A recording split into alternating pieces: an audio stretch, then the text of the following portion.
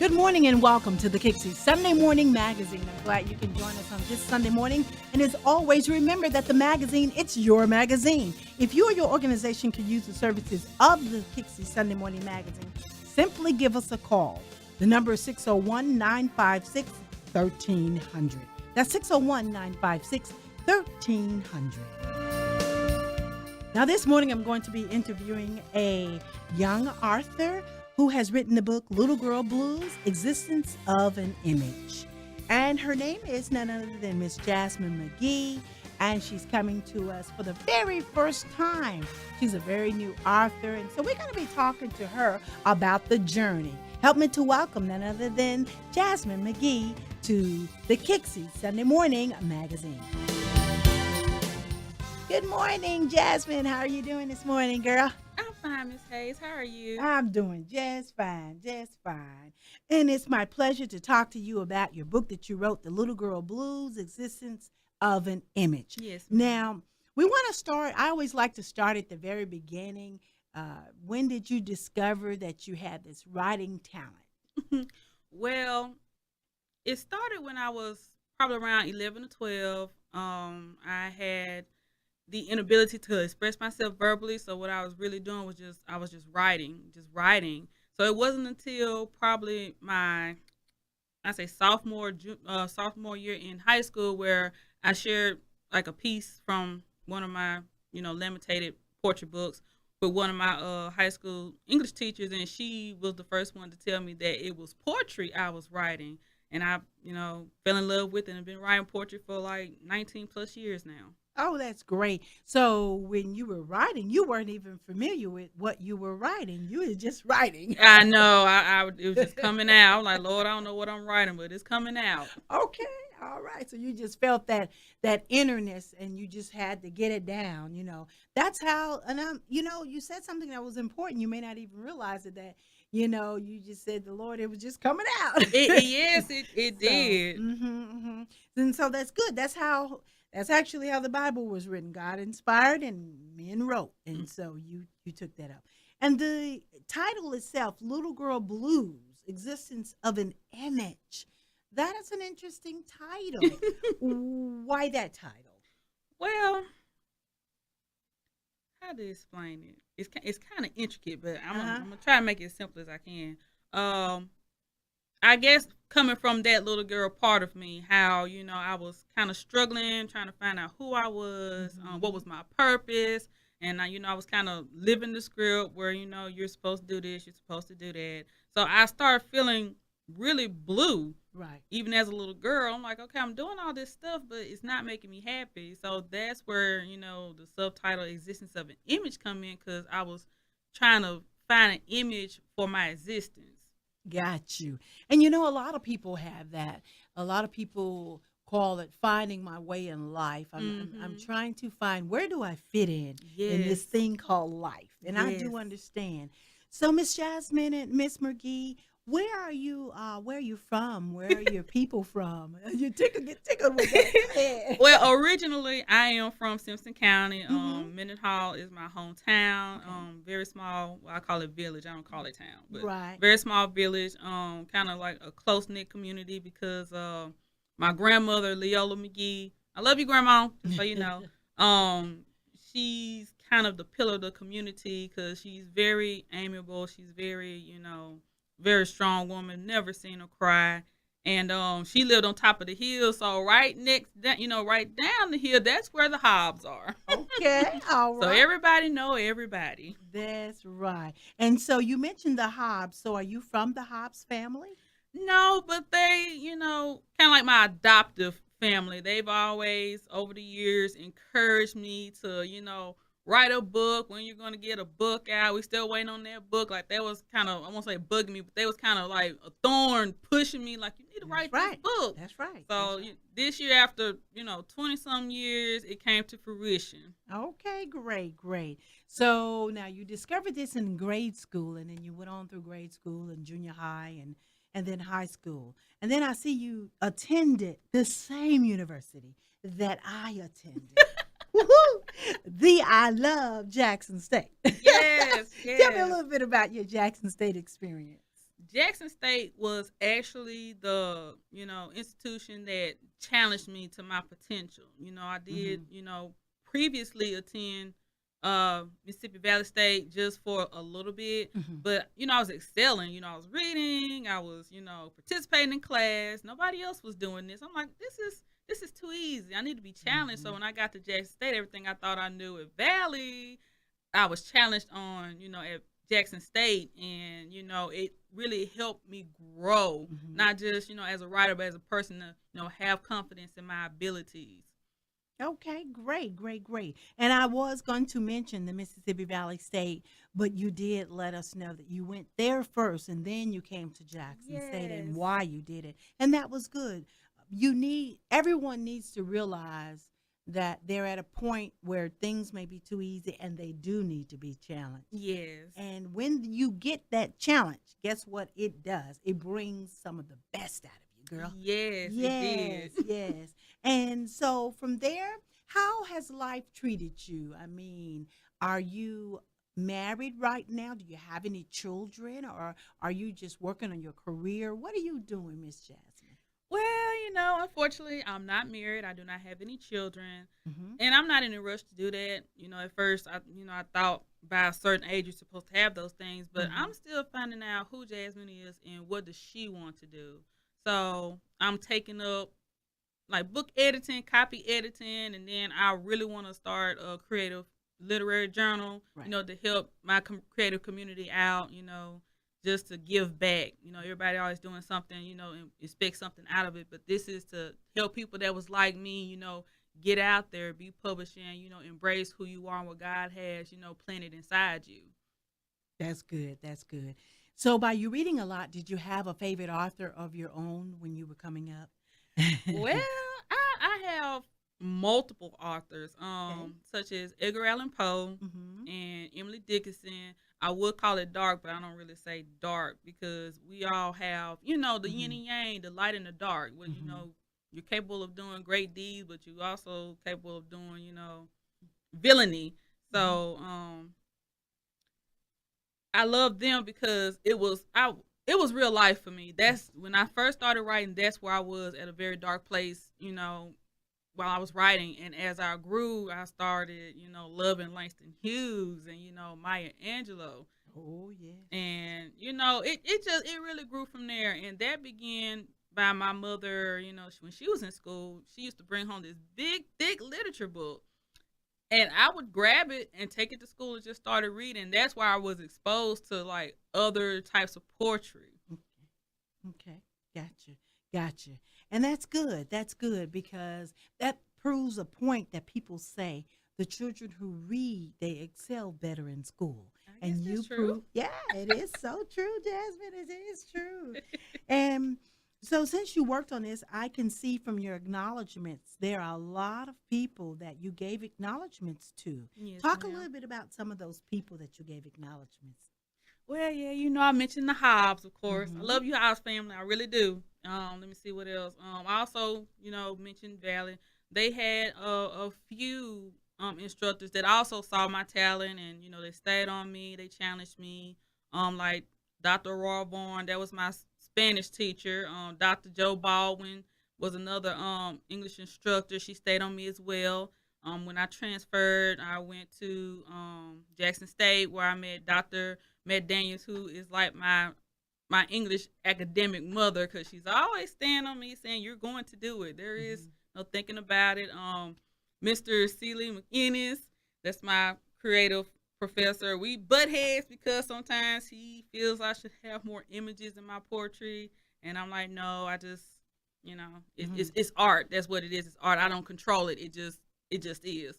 And also, I dedicated the book to the memory of Dr. Jean Chamberlain, because when I first transferred from Valley, she was the first woman that I contacted, and I started sharing my work with her, and she actually kept a photo. I didn't notice till after she passed. She kept a photo of all the work I gave her, and she was secretly, entering me in poetry readings. I know Jackson State, I don't know if they still have it now. They used to have like the Walker's Creative Festival, so I was always encouraged to, participate and do poetry readings. So if it hadn't been for all these individuals that, contributed to my growth and pushed me to my potential, I wouldn't be the woman I am today. Well, and that's good. I'm glad that you give them credit because a lot of the times, if you don't reach back and give credit to your beginnings and your foundation, then you really are not. It's something about doing that. It's a good thing to do that, is all I was wanting to say. It was a great thing. I also saw in here that you mentioned Mr. Pawpaw. Pawpaw, Big B, you forgot about him.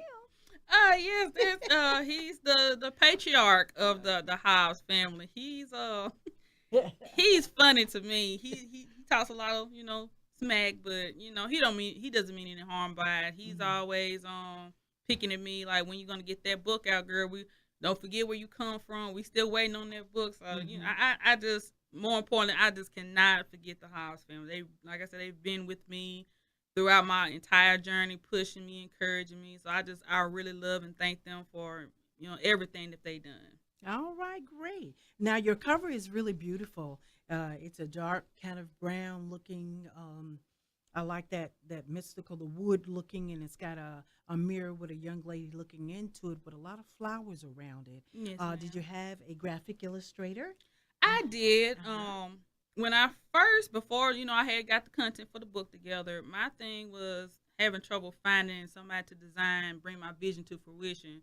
And my vision was, pretty plain. I want a little girl in front of a mirror on a swing. That's what I wanted. And I went through a lot of rejections, a lot of people, telling me I was going to have to hire somebody. And I'm like, okay, I don't have any money, so I need this. So I reached out to one of my writer friends on my Facebook group, and she recommended Miss Francesca Wingfield, who's in United Kingdom.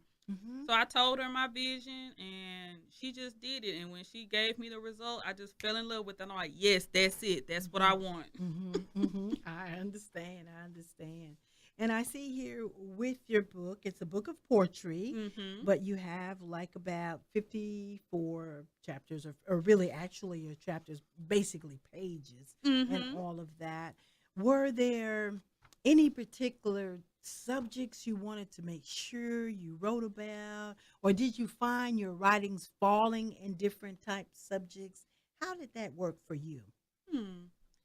I would definitely say this book actually made me work. Now, most people just, throw things together. They don't really put any thought into it. But I'm like, as organized as I am, I got to put some thought. So after I got the book cover, I had to put, break it off into sections because I wanted people to be able to follow the story, from the little girl perspective, and you actually, witnessing the transition into adolescence. So it's broken off into two sections. Part one is little girl perspective, and part two is creating the image.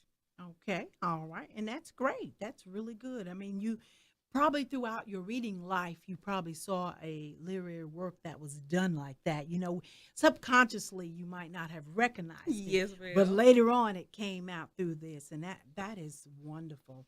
It's not a hard read. It's got about 58 pages. And, you have a beautiful picture about yourself in the back and all of this. And it tells a little bit about your story and all, and that's good. And also, you're a Delta.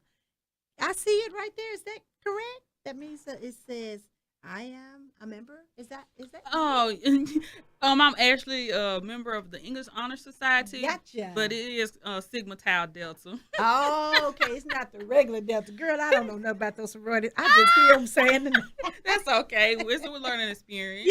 Yeah. And it says the English Honor Society.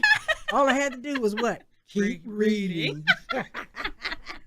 So that is wonderful. Now we do want you to share, and you have picked out something, one of the your writings, one of your poems that you're going to share, and then we want to share with them how they can get your writing after you share what you would like to share with the audience. Tell the title and what it's about, and then share, girl. Go ahead. All right. So this piece is called Unchanging Penitence, and I'm about to read it.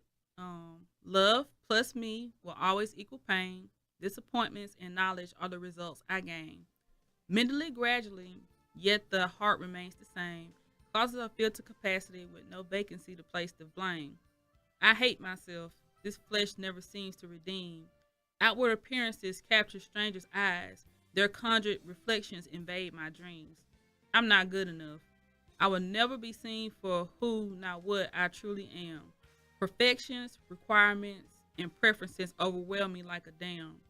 Scars, bruises, and blemishes leave their mark, constantly reminders chipping away at me like tree bark. Beating myself emotionally, physically, mentally has left sensations numb. Damage beyond repair, I'm an invisible shadow. No sense of place nor time, just a faceless family. No matter what people do to me, for it will never come as close to what I do to myself on the inside. I return to that broken mirror, forever trying to piece that which I've lost, a shattered image. Refusing to accept that part of me has died, but I'll keep right on coming, believing the lies. Okay, now explain to us, what did that mean? Well, and my sister gets on me about it. I have a tendency to like really beat myself up, even if I make a slight mistake. Most people be like, okay, it's no big deal, but I'm like, no, I wasn't supposed to do that. I should have known better. But in this particular poem, I started, love with the, plus sign. Me will always, equal sign pain. That's the equation. So normally, if you have an equation, you either have to prove it or you have to break it down. So I broke it down to, everything, every aspect, every emotion that I'm feeling. Why does it always equal pain?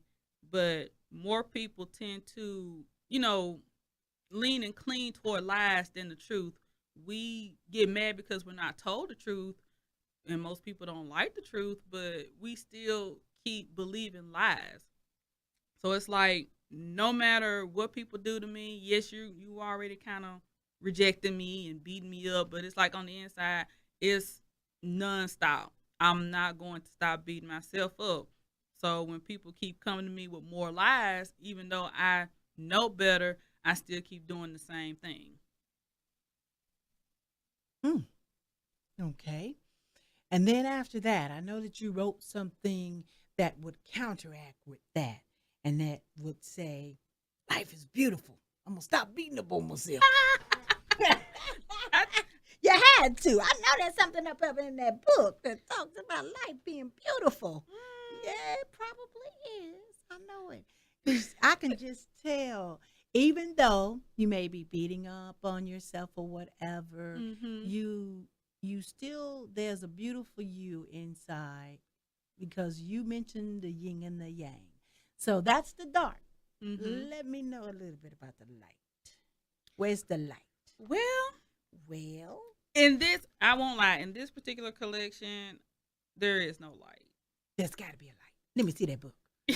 Let me see that book. I'm going to find a light up in here. You keep talking while I find a light. Go ahead. But yes, like I was saying, with this particular collection, I'm dealing with the aspect of, the reality, just like NWA was rapping about their reality.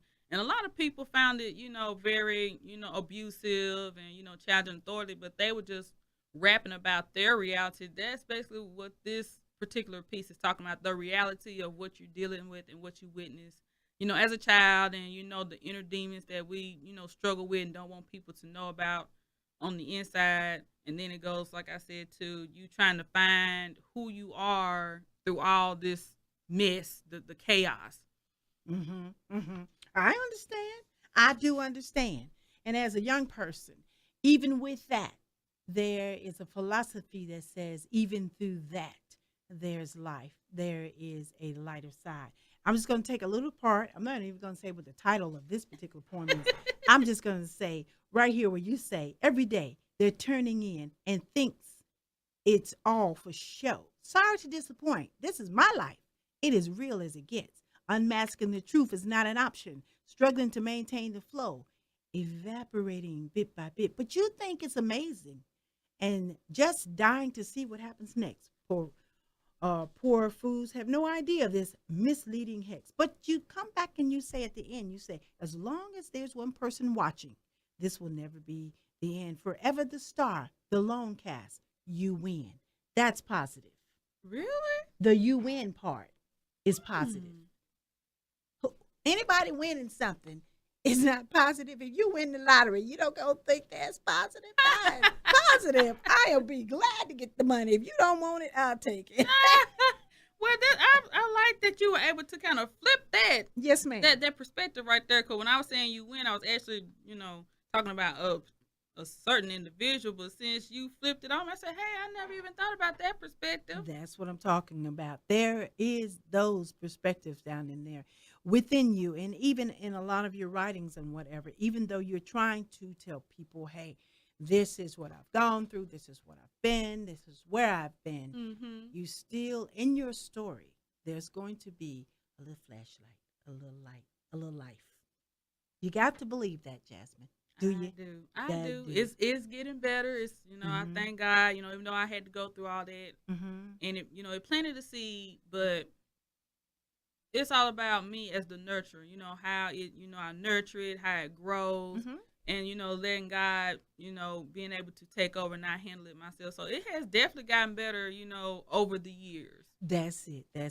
And you have to look at yourself and, well, let's say it like this. I know that this was the time that it was. We want to make sure we tell them where they can get your book of poetry before we go any further. Go ahead. All right. So there are a few physical locations. It's in Lemuria Bookstore. That's in Jackson. Barnes and Noble and Books A Million. And also Miss Tamara Mack owns a company called the Keepsake Poetry and Collectibles LLC. That's in Jackson also.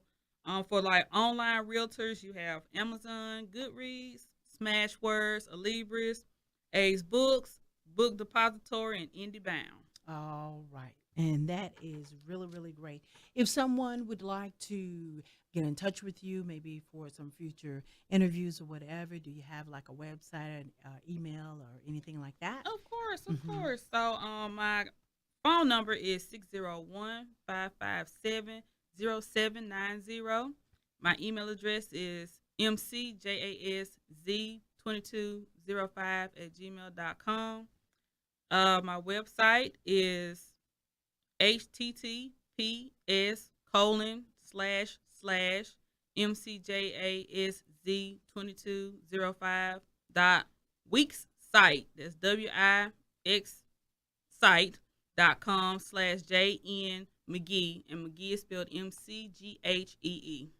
All right. We want to thank you for that great information. And those that are listening, we ask that you do visit and take a look at Jasmine's work and give her some love on this. If you know someone that loves poetry, maybe they can support her by buying the book. We want her, everyone to do that. And what I was going to say to you, Jasmine, a little bit earlier, but I wanted you to get that information in, is that looking at you, you're a beautiful young lady. You have a beautiful smile, and it's all going to work for you. You just have to remember to stay more on that side than the other side. We want to make sure you do that and stay positive, and it will definitely follow you. In your departing this morning, if you have one last positive thought, what would that thought be?